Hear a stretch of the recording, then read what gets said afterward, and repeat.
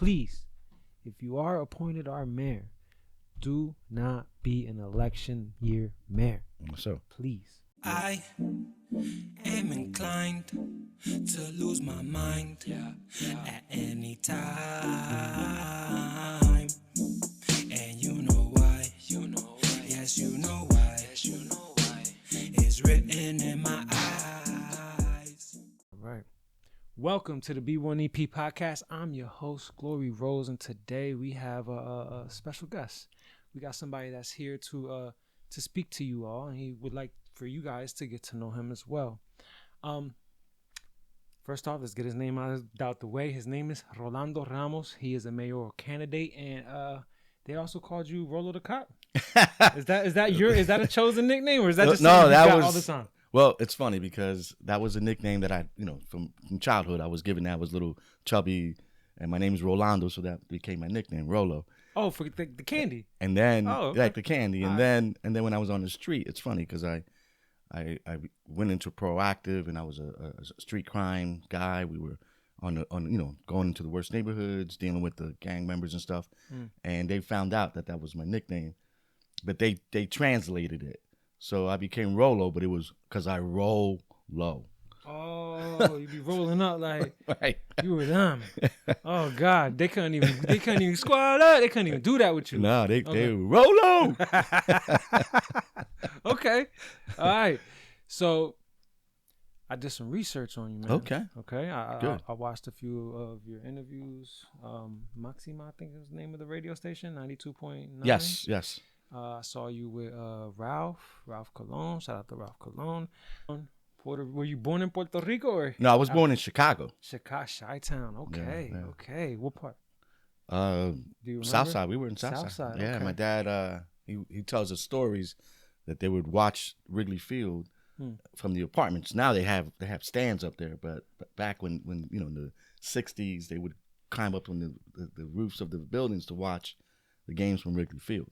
So do you mind me asking, what year were you born? 1969. 1916. That's an interesting year. Okay. And I'm gonna tell you why. I'm gonna get back to it. But first, I would like to do a little backdrop on how I came across you, bro. Okay. I got reached out by one of your constituents. Is the constituent even the right word? Is that? I would say volunteers. Volunteers. Okay. Yeah. Okay. See, thank you. You're gonna fact check me all day. All right? That's all right. Okay. So he reached out to me, and he was like, "Yo, I got somebody that's running for mayor that would like to do your podcast." And I was like, word for word, bro. I was like, "Are you sure?" Like, has he seen my podcast? He was like, well, and then he shared what you saw, which was I believe a video that was from me talking about my Junior 4 days. Right. Yep. So I was like, oh, okay. So he saw like the more innocent part, but my podcast it gets a little crazy. So I was like, that's all right. So I was thinking, like, are you sure, bro? Like, we talking about you got the right person? Like, it's you sure you're not reaching out to? Oh, okay. So then I didn't say yes right away. Right.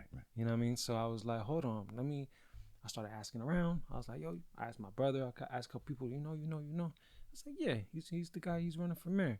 So I was like, all right. So I looked you up on Facebook, and I started going down, and I'm like, okay, all right. I was like, he's a cop. You know what I'm saying? Like, yeah. He used to be a cop, so cops and robbers. They're like, okay. I was like, okay.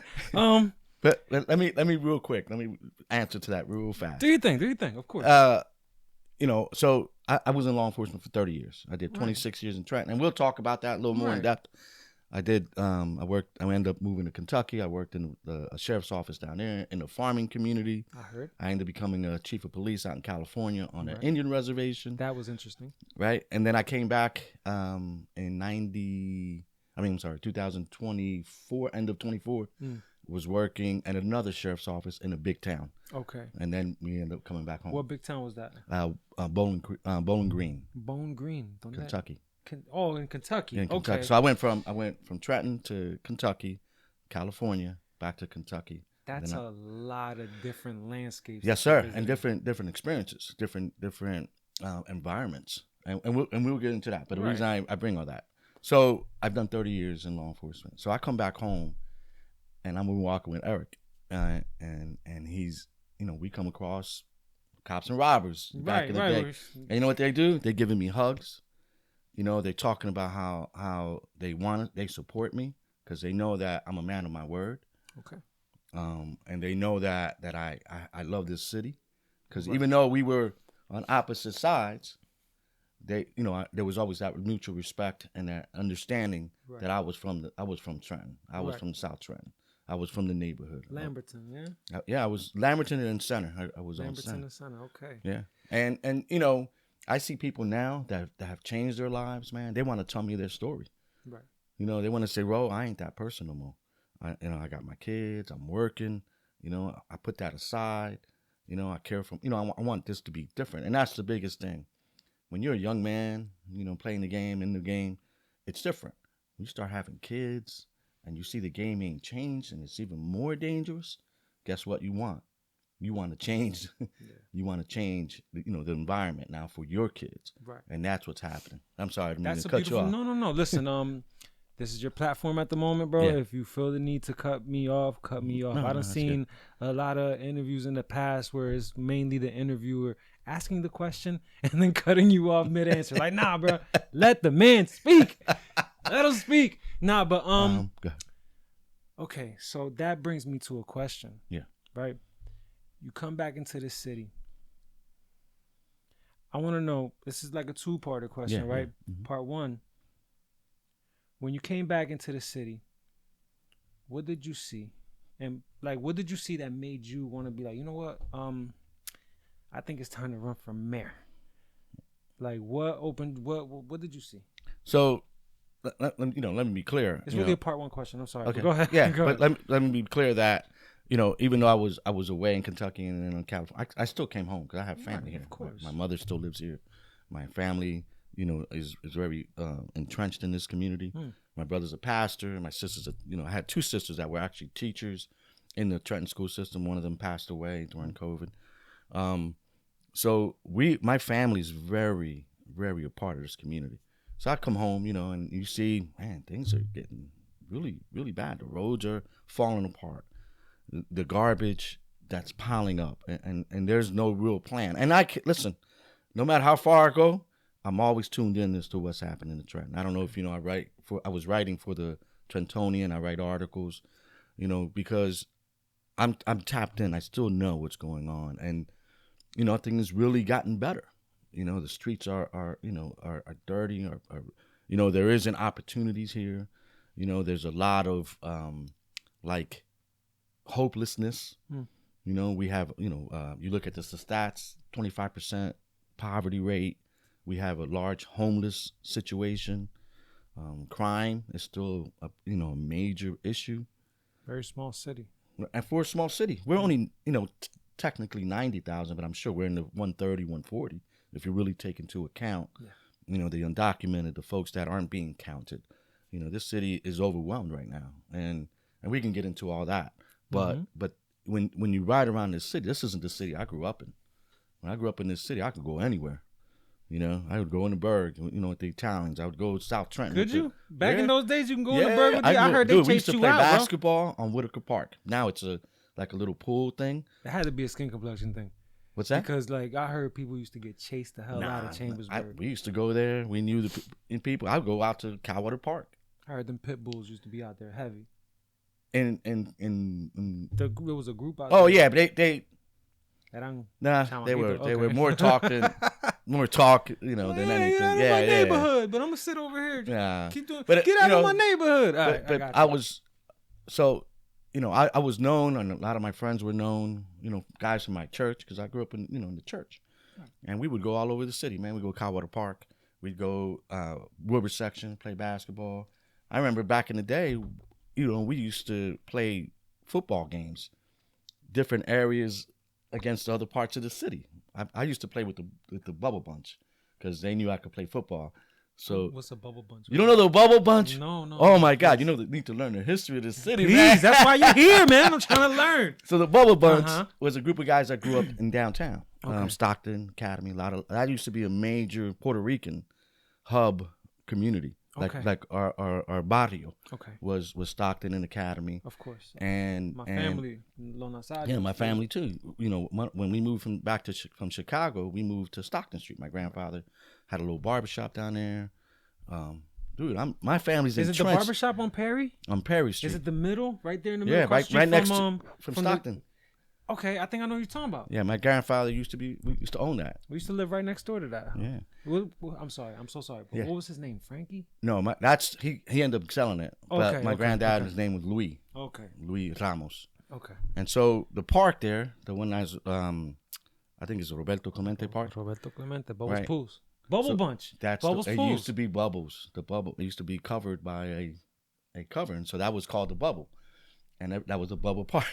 And so because that was the Bubble Bunch. Holy shit. And so I had friends there, right? Uh-huh. And we saw there was a couple of guys I played football with, 9th grade, Right. that knew me because I grew up in South Trenton, Right. and we would play. Like I said, we would play other parts of the city. We would play Wilbur section. We would play. There was a team we called the Toros. I don't know if you know the Toro brothers No. from East Trenton, but they would put a team together and they were called the Toros. That was the team. And then we were the Bubble Bunch, and we would play them. We'd go to Trenton High on Sundays, play football, but we played South Trenton. We would play Wilbur section. You know, we played, but these are street teams. Right. Of course. This Yeah, ain't, this ain't not work, sanctioned. Right. Right. I get you. And they would call me, my boy, you know, Damien Malav. You know Damien? He and know. I played football together since 9th grade. I think I know like his I know a Damien Yeah. Malawi, but Yeah. I know of him, but Yeah. I know what you're talking about. So he would call me, hey, where we gonna play this Sunday? We want you to play with us. So I would go play with the Bubble Bunch, even though I was Okay. from South Trenton. But just a little history about growing up in this city. You know, we didn't have the gang violence then. We didn't have to worry about that kind of stuff. Okay. You know what I mean? Yeah, there was the rivalries. Wilbur section always thought they were better than South Trenton. South Trenton thought they were better than West Trenton, North Trenton. You know what I mean? Right. We still had those little neighborhood rivalries, but it wasn't violence. It wasn't gang related. You know what I mean? We weren't shooting at each other. We were just kids that just wanted to compete, wanted to play. Right. Play. You know what Go I mean? outside and play. I get it. You know, I so get it. it was a different environment. You know. All right. So what are some of your first approaches? Like, all right, let's say you get this. Right. Let's say you become mayor. What are some of the first things that you're gonna start like working on when it comes down to the city? Because this city needs help. Huh? Oh yeah, absolutely. Yeah. So the priority, obviously, like I said, I've got 30 years of experience of leadership experience in policing. Public safety has to be the priority. We gotta make it that people feel safe. Now they'll show you all statistics. Oh, crime is down. But if you're a person and you're afraid to go outside your house, that's a problem, right? Because what is it? Perception is reality. You can show me all the stats. That's irrelevant to me because when I go outside, I'm scared because this group is over here, and anytime I walk by them, they're harassing me. They're harassing my kids. You know, I can't walk my dog. You know, that's reality to the people. So we have to change that reality. You know, so that's the priority. That's number one.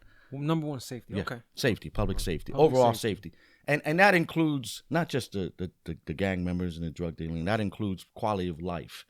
You know, that when you come outside, you're not seeing prostitutes on, right in front of you doing things. You know, that you're not seeing the music, the blasting of the music, at 3:00 in the afternoon or 9:00 at night, cars riding by your house or in front of your house, blasting music. Like things like quality of life. People want to live in a better, peaceful community. And some of that can be controlled. It doesn't have to be, hey, turn it off, but can you turn it down because you're affecting other people? And that's what we've gotten away from. We believe it's only about us, and we forget that our actions also affect other people. Okay. You know what I mean? And so if we can control some of that, this place becomes better, becomes more livable, and people are more likely to enjoy their experience being Trentonians, Okay. Now that also leads into what's the next major problem, and some of the questions were there's the like, housing. Housing is one of the questions, but as far as you're gonna your first priority is public safety. How though? Okay, and that's a great question. First of all, what I've seen over the years and my experience in law enforcement and working in Trenton is that when your leader, your top person, doesn't support you, you're less likely to go a little extra. You're more likely to pull back and do the bare minimum. That's in any profession. If you're not fully supported by the top person, you're more likely to go, you know what? I'm not going to give 110. I'm going to pull back to 50. Yeah, I've seen that in the work. Right, a regular workforce, right. Yeah. You know, so that has to be priority. And I'm a pro law enforcement as long as the law enforcement is doing its job correct and properly. You hit that. Okay. You know what I mean? Right on the mark, correctly. So you know, that's number one. Number two, you have to bring in, because they changed from a chief of police to a police director, but you need to bring a director that actually is there with the right mindset. We've had directors that came here to do the mayor's bidding, which was to hurt the police, you know, and I was a victim of that. You know, you bring directors that their goal is not to make things better for the community. It's only to hurt officers and to break the union and things like that. And that's the priority. And we've seen that. And so when you look at those leaders, right, when you see spikes of crime like this, it's because the leadership has demoralized the police department, made really poor choices in removing certain types of units, and then you see spikes of violence. You know, I press upon this. One of my postings was about that. If you look at how crime in Trenton, you know, is affected by decision making in the police department, all you got to look at, every time there's a spike in murders, is because right before that happened, they got rid of the street crime unit or the TAC unit or the proactive unit, and then you see the spike in shootings, spikes in homicides, and then what happens? They bring back one of those units, and guess what? Crime goes back down. And anytime you see those spikes, just look right before that happens, and you'll see that the poor decision making is what's causing these spikes in violence. And you know, as a detective, so I was a proactive officer for 6.5 years, and then I became a detective. And so I was one of the first guys when. Well, I'm sorry, what type of detective? Oh, I did everything. Was it homicide? I did some homicide. Was economic crimes, which is like frauds and burglaries. I did assaults, but my focus was mainly robberies. Robberies, okay. So I was a robbery detective, robbery, assault, but you get your hands in everything. I get it. Okay. Yeah. Okay. So when we had that major change in the gang situation in Trenton, I was in the detective bureau. Well, I make one of the first arrests of a gang member, and we got so much information about the culture, the gang culture, that we learned a lot. Right? He explained to me that a lot of the reasons that the robberies are going up and the shootings are going up. Well, number one, the shootings were going up because they said the cops aren't checking us anymore, and so we have to protect ourselves. When the cops are checking everybody, nobody's carrying. Everybody's in line. Yeah. Right. Okay. But since the cops aren't keeping anybody in check, you know, because we know who the gang members are. We know who the drug dealers are. It's not unknowns. You know, we know, especially the good cops, you know, and they know us.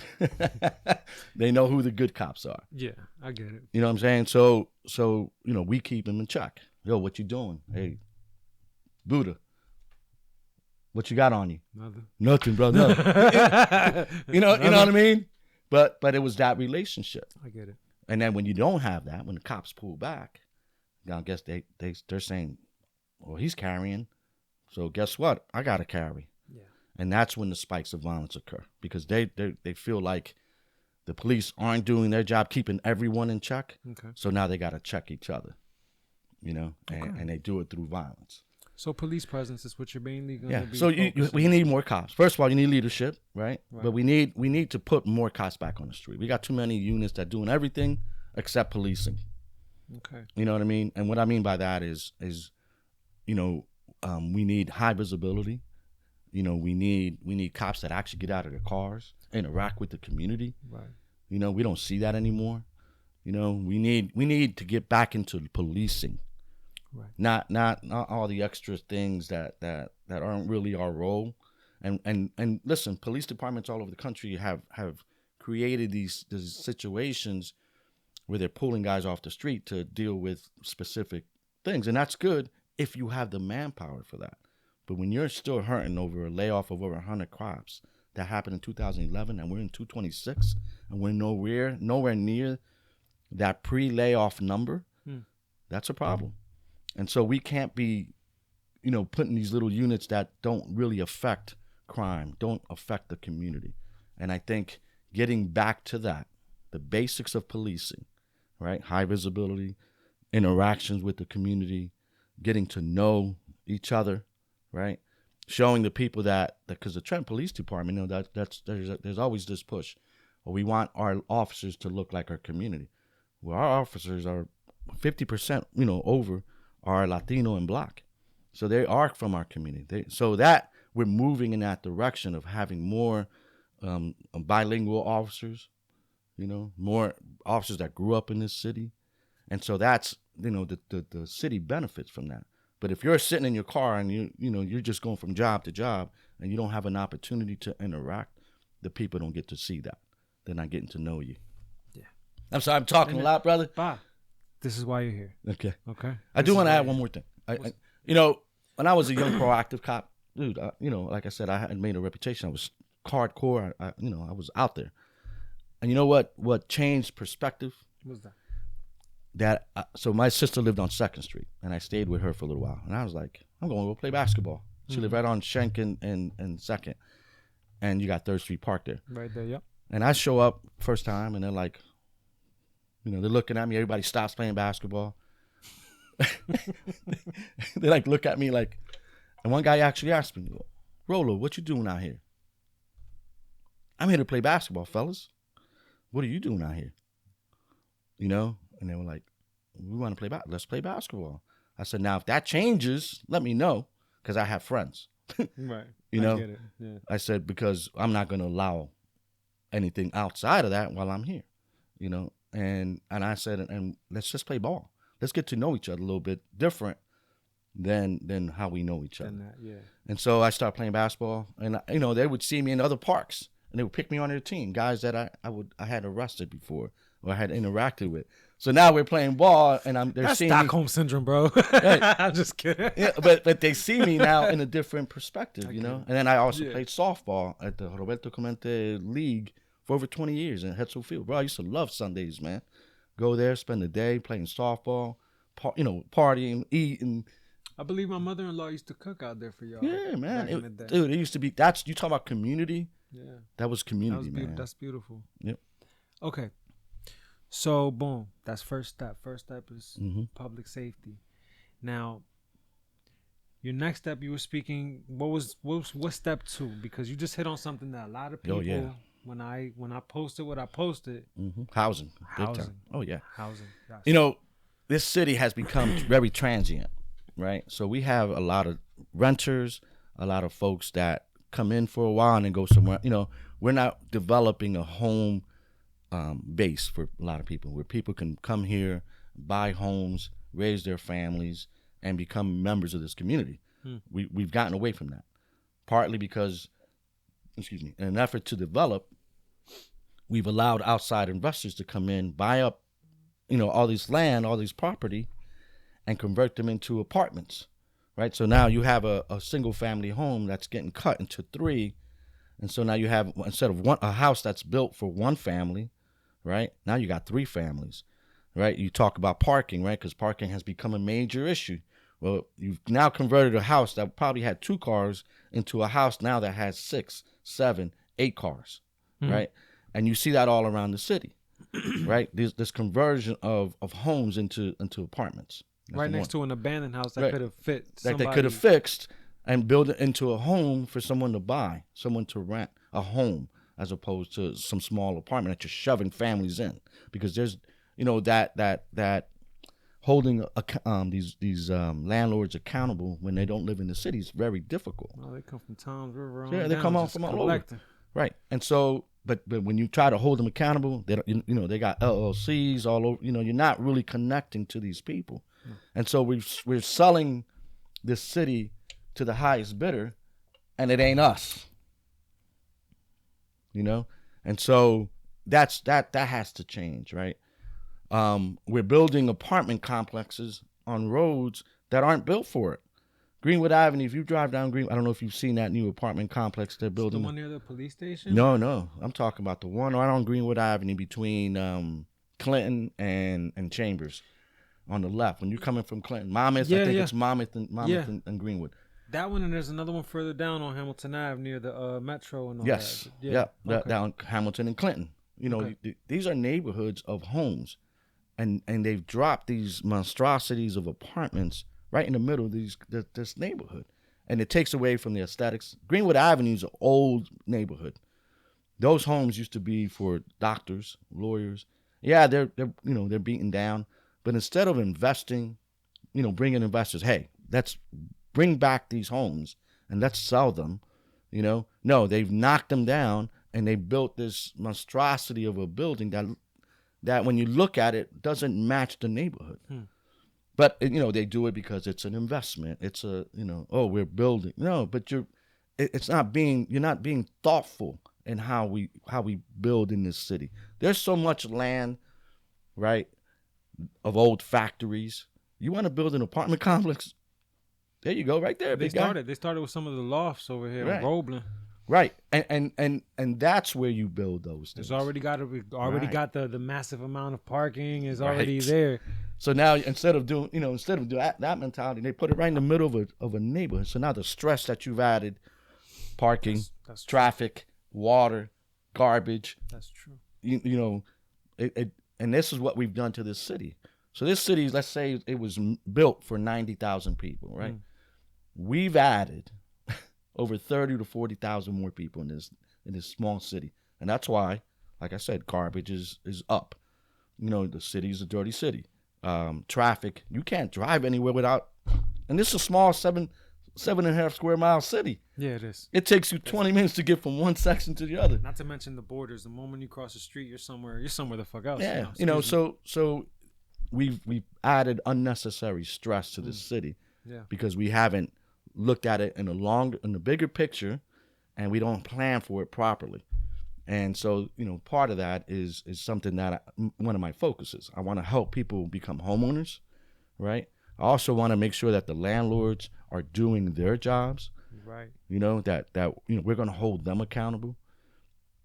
I'm going to look into doing a moratorium on converting homes into apartments, saying, whoa, let's, you want to invest, but you're going to invest into homes, not to take a building and convert it into apartments, because that doesn't help. Turning a bedroom into a kitchen, and Right.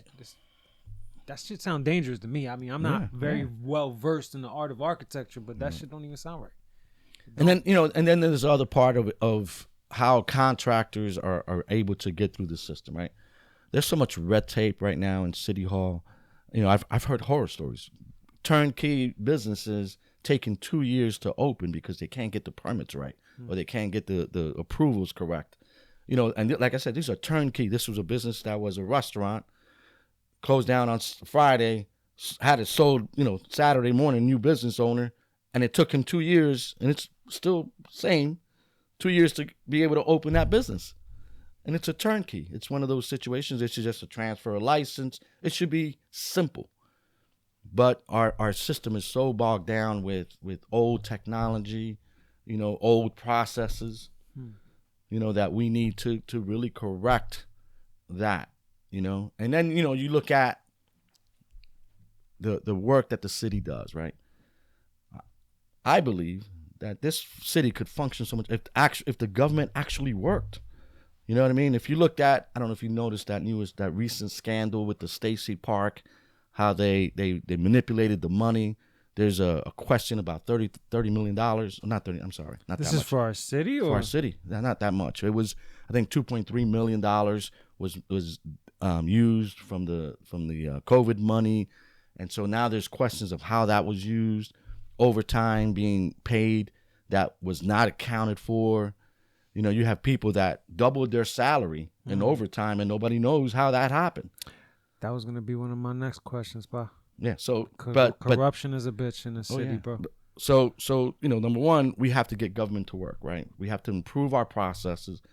One thing in that scandal was that individuals were using their own credit cards to buy things because the city doesn't have a credit card. Like, that boggles the mind how ridiculous that sounds. And yet that's procedure in this city. And so we need to address that. a lot of things can be fixed if you have the right policy, and then you have the right accountability measures. You know, same thing with corruption. You know how you get rid of corruption? Number one, you know, you bring someone that isn't going to tolerate that. And me, I'm not going to tolerate that, number one. But I'm also going to be accountable. Things happen, this mayor runs away from it. Okay. You know, they had the situation with the health department. There was some questions about the grant and some of the overtime, overtime expenditures. And it turned out the feds came in and people are going to jail or are pleading guilty to corruption.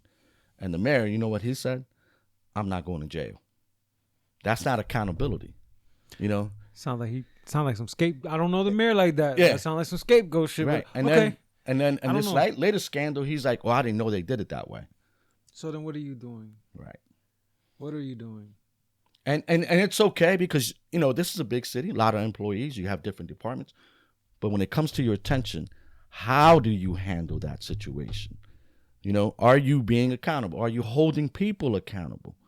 You know, because what it appears to have happened when that situation with Stacey Park happened, the individual that was a main player in that got promoted instead of being fired After the fact. After the fact, instead of being fired and charged if there's criminality, no, he's got promoted, and so that needs to be addressed, and that's where failed leadership is hurting this city. And that's the top. That's the man from top. But I also, you know, people get mad at me because I'm also holding council accountable too. You know, there's a reason we have a city council. It's to make sure this stuff doesn't happen. You know, they're the firewall. Right. They're the go-between. Right. They're supposed to protect the people, and yet all these things are happening. And where's that firewall? Where are they holding people accountable? You know, and so. You know, people get mad at me. Oh, you're coming at council. You're burning bridges. I'm not trying to burn any bridges. I'm telling the truth. You know, and yeah, I don't know everything. People are saying, oh, you don't know you're right. But from a citizen, right, a voter, because that's what I am, right. I'm not a politician. I'm a voter. I'm a person that loves my city, and when I see these things continually happen. That's a major breakdown in the whole system, not just the administration, in the whole system. And so we need to re-examine. We need to really look at what's going on. You know, one last thing, I'm going to hit this too now, the waterworks, right? That's another main topic that a lot of people are talking about. I personally, my grandfather, he used to work for waterworks for many years. Nice. God rest his soul. But personally, I'm not trying to put a certain. He talked about it on a podcast. They're using one of my friends as a scapegoat. Oh, okay. He was being directed to do certain things, and then when he did what he was told to do, right, he got in trouble for it. You know what I'm trying and to say? And the guy ran off. Him. Right. They're using him as the face of the issue when all he was doing was literally following orders. Sadly, that's what typically happens in corrupt situations, right? Yeah. Who, you know, there tends to be a fall guy, you know. Now, my only question is, you know, yes, he's directed, but did he knowingly know that he was doing wrong? And that's where, like, you know, as a sergeant, I tell you, hey, I want you to, you know, don't tell anybody I'm taking this money. I'm already in a way, shape, you know that that's not right, and so you still have a certain amount of culpability. Right. You know, so I get what you're saying. So the moment that happens to him, what happens to the ones that are shooting the orders that are also the ones that are? Well, they're gonna go, I didn't tell him to do that, because that's probably what happened. You know, and since there's nothing written, there's no orders, no one else witnessed that, he's kind of on his own. You see what I'm saying? That makes me. It's a bad situation, but it's sad because, like you said, they've made him the face, but that's not the major problem. The major problem is this has been going on for over 20 years. The waterworks problem is has been going on since when did Palmer try to sell it? In 2007.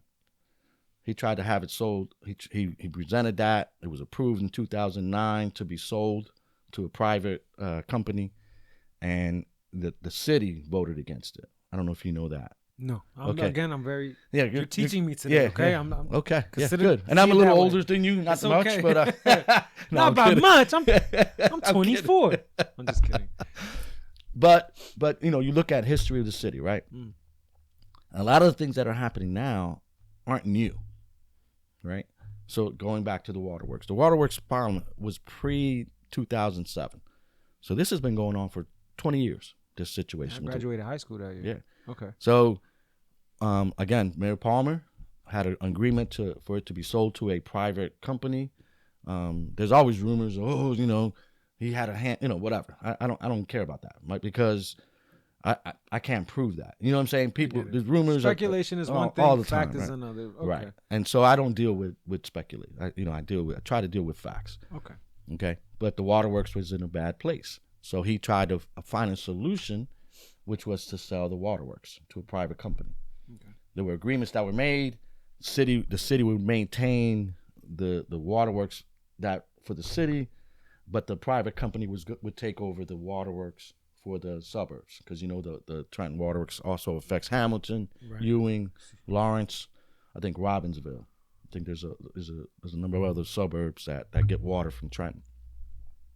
So that original agreement was that Trenton would maintain its water for Trenton, and then the water company would take over the water for the suburbs. Okay. And the city would get so much money. I think it was $80 million. And so it was agreed upon. Council approved it. Okay. 2010, the people said no, we don't want it sold, and there was a referendum, and they voted 4-1. That's how much the people wanted to keep it. They see it as a moneymaker, even though it hasn't really made a lot of money for the city. It's very minimal, and in terms of talking big numbers, but it does provide like $2.5 million a year to the budget. That's about average. So people see that and they say, if it was run right, the city could make more money, which is true. But the problem is they don't create that kind of situation where it's actually being run properly. And so there isn't a focus, right? There hasn't been a focus. Time goes on, new mayors, new council, and no one fixes the problems, right? The state issues mandates to the city. Hey, you got to fix this. And they kind of blow it off, and they're kicking the can down the road, hoping, for some miracle. This mayor comes in 2018. It's a problem. It's still a problem. It's not necessarily his fault because he came. No, it's not his right, but he doesn't address it. He doesn't focus on it. He doesn't. So the city comes in 2019. The state comes in and starts going, you need to do these things, right? And I think in 22 they finally said, we're taking over. We're going to kind of manage what's going on in this thing, in this waterworks. So here we are, 2026. It's going to cost $750 million to fix, right? Because they've got a whole bunch of problems. They don't have enough employees. They don't have the proper employees. They don't have the proper licenses. They don't have proper training. It's going to take a lot of focus and money. And so the city doesn't do anything. What they recently did, right? They approved a rate increase. I don't know if you knew that. No.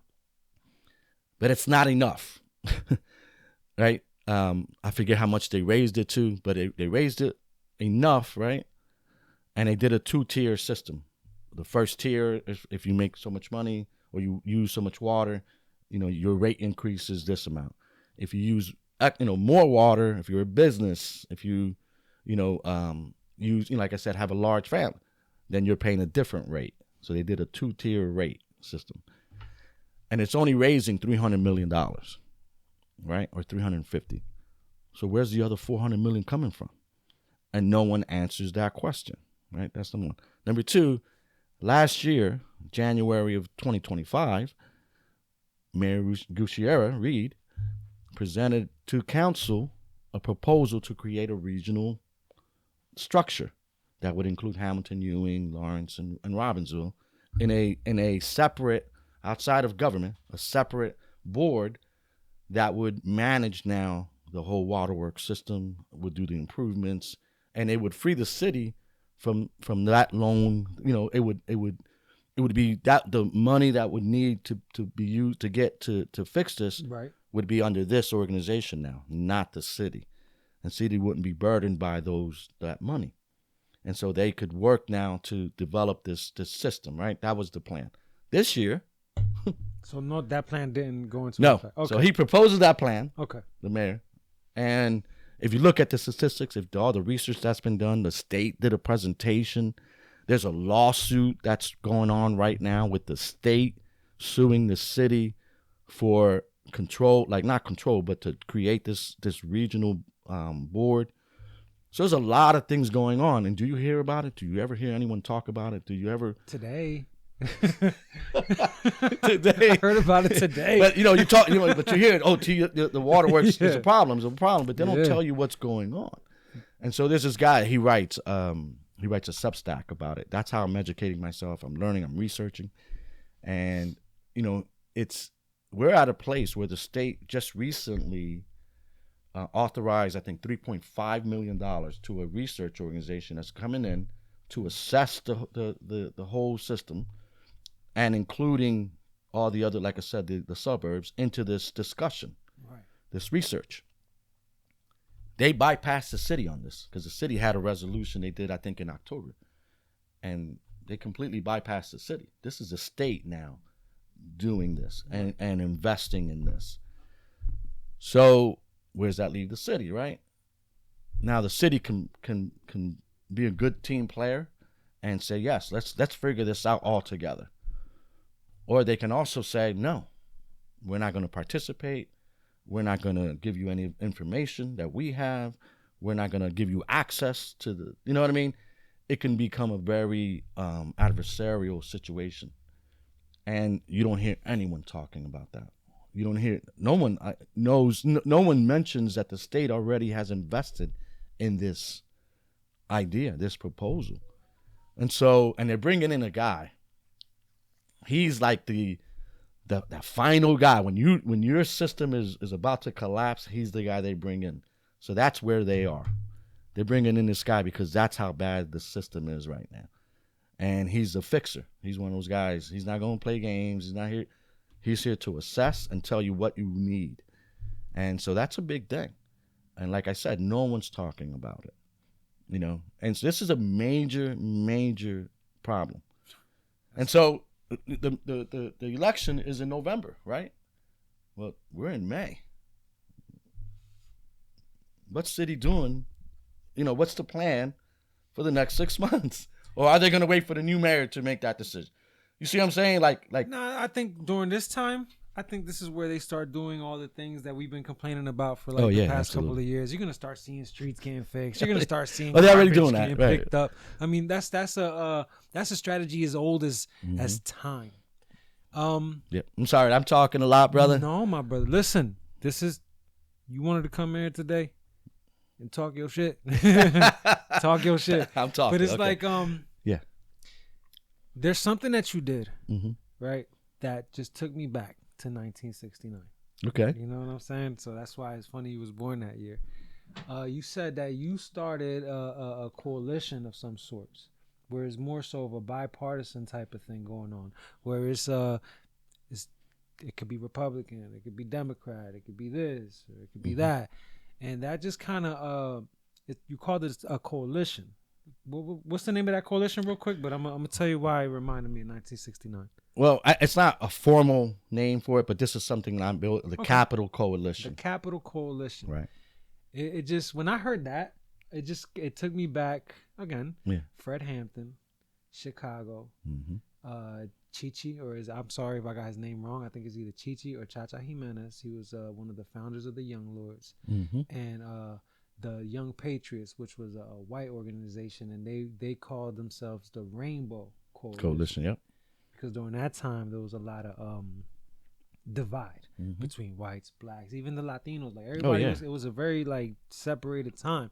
So Fred Hampton came up with the Rainbow Coalition, and it brought the white gangs together. It brought the young lords together. Actually, that's actually what made the young lords go from what they were into what we know them to be today. Right. You know, and I think that's a beautiful approach because, for one, you're right. I don't like politicians, man. That's me. That's a personal thing, and that's just based off what I've been seeing. Right. That's just based what I've been seen in the past, the promises that are made that are only made so that they can get put into the positions that there are in today. And then once the promises were made, they're no longer sought after until election season. Until election season, that's right. And then that's when the shit happens. So I'm just truly hoping, Rolando, that if this is the path that you're going to take, that everything that you done said today is something that you are truly going to follow up on. Because I know in the beginning, a lot of people have good intentions, but then they live long enough to become a villain. Right. Oh, absolutely. I agree with that. I mean, it happened with Fidel Castro. He was great up until, you know what I mean? Until he got some resistance and then things changed. Yeah, you know what I mean? But yeah, man. So I like your approach. Yeah. But let me give you some background on that too. Go ahead. Yeah, of course. Because I got some pushback on that too. Really? Yeah. So that's interesting. It's my perspective, right? You know, that party politics hurt when it's only one party for too long, right? When you have a adversarial system where you have different ideas and different approaches, it actually benefits the people because it's not just one mindset. And what's hurt Trenton is that we've had one mindset for just too long. Over 40 years of one party rule. And so it becomes party over people. You know, we have to make sure the party succeeds. We have to make sure that our people win this election. We have to play this game. And so the people get forgotten. You know what I mean? And so that's part of my perspective, right? Secondly, there was a flyer that was or a plan to have a meeting, and the way it came across to me was for only the black candidates to try to unite under one black candidate. Now, I'm not black. If you saw the video, I was very clear. I'm Latino. That meeting wasn't for me, which is fine. You know, you can do what you want. You know, everybody has that freedom. But for this city to succeed, to finally get past all the ridiculousness, we got to stop thinking like that. You know what I mean? And that's where that mindset of a capital coalition came from. Everybody. Right. We all have a voice. We should all be, as long as your voice is about the people of this city and how to make this city better and not how to line your pockets, how to benefit your friends, then you can be a part of this. You know what I'm saying?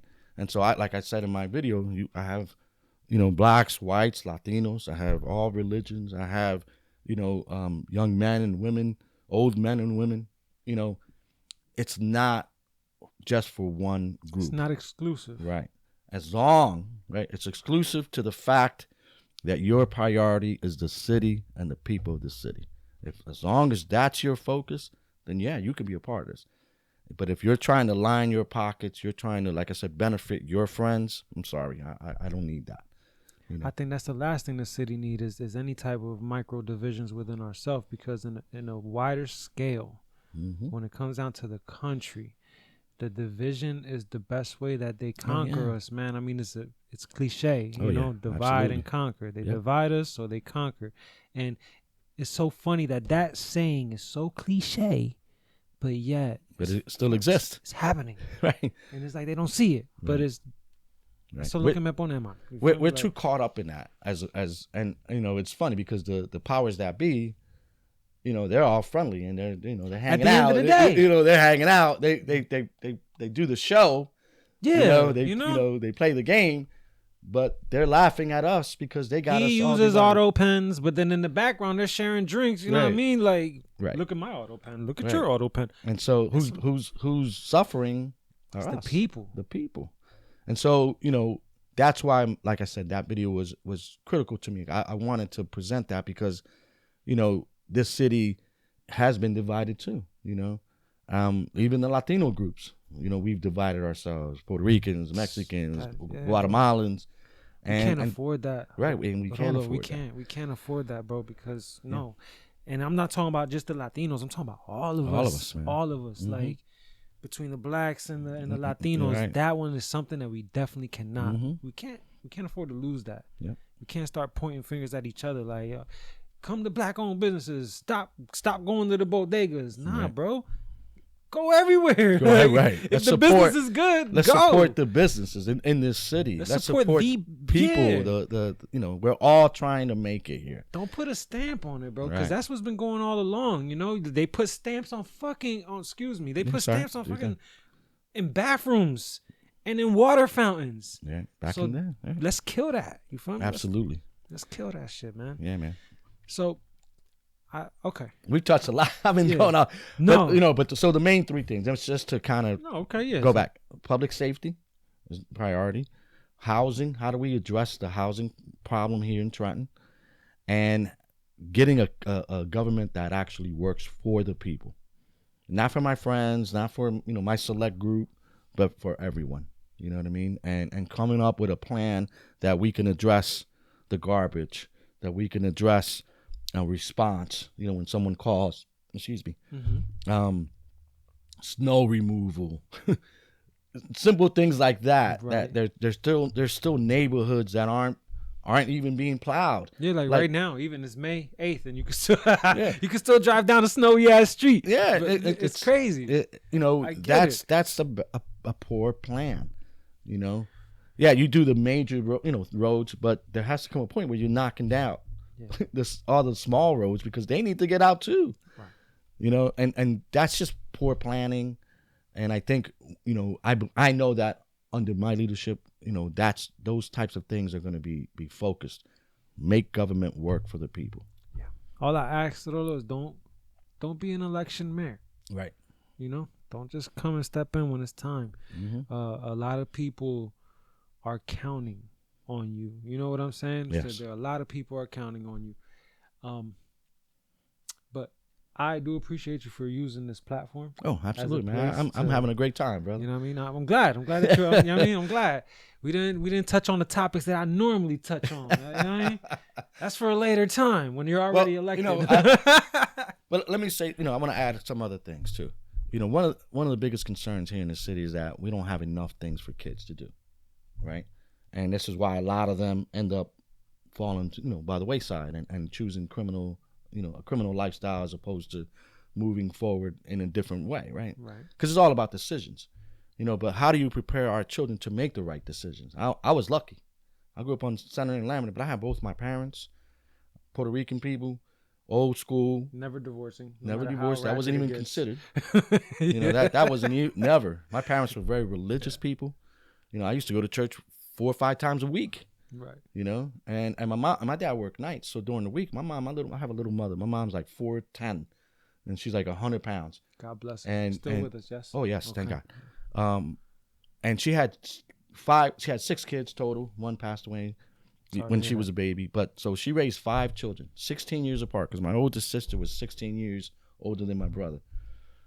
So we're all spread out. And so she got all 5 of us ready to go to church 3 times a week. And then on Sunday, my dad would be home and we would go as a family. And that was critical for me because, I grew up on, like I said, on Lamberton and Federal and then Center and Federal. And the opportunities to go the wrong path were always present. Everybody knew me. I was always outside. But I had a fear of God and of my parents that kept me in line and showed me a different path that I didn't have to choose that way. And so I was lucky. I know other young men and women don't have that. And I'm getting a little emotional because my father passed away, and those types of things still resonate for me and for my family members. My brother's a pastor. Like I said, my sisters are teachers. I was a police officer. This city matters to me. And so, to understand that we need things for children, absolutely. I grew up, I had a boys club. I played football. The city had a league, inner city league for football. So I was playing football at 12, 13 years old before I went to the high school. We don't have that anymore. The junior high schools had teams, basketball, baseball, swimming, you know what I mean, track, soccer. And so there were things for kids, even within the school system, you know, that kept them off the streets. And so that generation, right, that 80s, because I graduated in 87, you didn't see that criminal mindset because we were active. We were busy, you know. Education was important. You know, I graduated from Trenton High School. I went to college. You know, Rutgers, yeah, I went to Rutgers. And you know, it's critical that we provide safe options, and not just athletic options, you know, access to museums, access to the library, you know, options where everyone has an opportunity to grow and be safe, right? And so, you know, that's a priority. We need to focus so that these kids, when they turn 17, 18, you know, not everybody's going to go to college because that's reality, but do they have options? Have we given them options to do a trade? Do they see the military as an option? You know, are we providing them with skills so that they can get jobs? You know, because that hasn't always, we got into this thing where everybody's got to go to college, right? But not everybody's college material. You know, not everybody, you know, there are people that are good with, I'm horrible with my hands. I can't do anything, but I'm a thinker. Right. But there are people that are geniuses with their hands, and we haven't taught them how to focus those skills into a way to benefit them. And you got a strategy implemented for this, yes? Well, not implemented, but absolutely. You got a strategy for this. And listen, man, the city has a lot of programs, right? They're already there. It's just they don't do a good job promoting. They don't do a good enough job of reaching out. Okay. You know, in addition, you know, it's not a priority. They have these programs, but it's not a priority, and so we need to. That's the kids, right? Like right. We need to refocus. That's the kids, bro. Yeah. Right. And so, you know, now when you become 21, 22 and you're still choosing this negative lifestyle, now there's accountability. Of course. And that's the other part that we've lost. So we haven't done this right properly, but then we don't want to hold people accountable either. And we provide excuses and we provide, you know, oh, but why was this? You failed this, you know, and so now they have no choices. And I get that. But then we need to fix this too, you know, and you know, if you harm people, you hurt people, there's accountability to that because you're affecting lives. Of course, I mean, you came up in the hood, right? Yeah. So obviously there was probably somebody right next to you that came up in the hood that just took like that route. Yep. You know, you came up in that same neighborhood as him, but you ended up taking the other route. It's like the saying where, you ask a successful man, yo, how come you're successful? How come you don't drink? Well, that's because my dad was an alcoholic. Right. You ask that homeless man that's sitting there, yo, how come you drink? Well, because my dad was an alcoholic. Right. Well, it it's depends still on choices. how you choose to. Yeah. I get and like I said, you know, upbringing matters, man. You know, it does. You know, we have created a generation of young men and women that are raised just by single mothers. You know, we've created this monster because sadly, you know, we didn't see far enough ahead. You know, we thought we were helping the black community. We thought we were helping the Hispanic communities by creating these programs, but we separated families. We took away responsibility and accountability. And so, you know, it became a generation of young men and women being raised by single mothers. And it's a lot. You know, I saw my mother, like I said, my dad used to work nights. And so my mother was pretty much a single mother for 5 days of the week, you know. But she was strong, but she still had my dad. Right. You know, not everybody has that. You know, women are trying to do this and succeed and raise these young men and women on their own, and it's a challenge. Yeah. You know, so we need to recognize that and kind of change the focus a little bit of that too, to create how it used to be, where families mattered. Keeping families together matter. You're a married man, right? Yes. How long you been married? Been with her for 10 years. Married for 1. Don't judge me. No, I'm not judging. No, I'm not judging. But you've been committed to that relationship. Yes. Right. And that's, marriage is, but what I mean by that is you're there for your family. You're there for your kids. You guys are doing things together. And we got away from that. From the 70s to the 2010s, we allowed the breakdown of that nuclear family. And people go, oh, they're all kind of, yes, they are. But when I'm saying nuclear is two parents being there together, loving each other, loving their kids, and creating that family structure. You know what I mean? And we've gotten away from that. And so this is where children suffer. So I'm sorry I'm preaching, brother. No, listen, bro. You hit something, because the kids, bro, they're actually first in line. You know what I'm saying? Absolutely. And if we can't uplift them and put them in the right place to where they don't need us anymore, right? Because that's the end goal, right? Like, a lot of people want to be with their kid every step of the way, but the end goal is to make them self-sufficient and render us obsolete. Right. So no, let's see what you do, man. Hey, man, let's see what you do. It's getting like serious now, and initially, people pump you up, hey, you can do it, you can. But now as I talk to people and I see the hurt and the pain and the fear, it okay. Am I the right guy for it? So I try to maintain a humble perspective. I don't got all the answers. I'm not a politician, right? Because they got all the answers. I'm not a politician. What I am is I'm a worker. Okay. I've always been a worker. I still work. I love to help people. I've always been a servant. Just real quick. Do you think? I grew up in church, like I said. I went away to college. After my freshman year, I joined the Marine Corps. So I served my country. All right, was reserves for 8 years. Right, honorable discharge as a corporal. After my junior year, I joined my fraternity, first Lambda fraternity in the country, Lambda Theta Phi. Okay. I'm a Lambda. I was the national president from 96 to 98. I'm currently the board of trustees chairman of my organization. And so I learned to serve because on our creed, God and humanity. We serve God and humanity. That's my fraternity. So I served my country. I learned to serve God and humanity through my fraternity. I came to the city, became a police officer, so I learned to serve my community.